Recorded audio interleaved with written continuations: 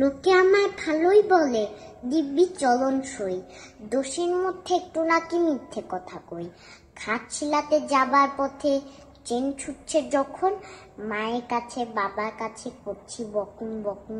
হঠাৎ দেখি মাঠের মধ্যে চলন্ত সব গাছে এক এক রকম ভঙ্গি ফোটে, এক এক রকম নাচে।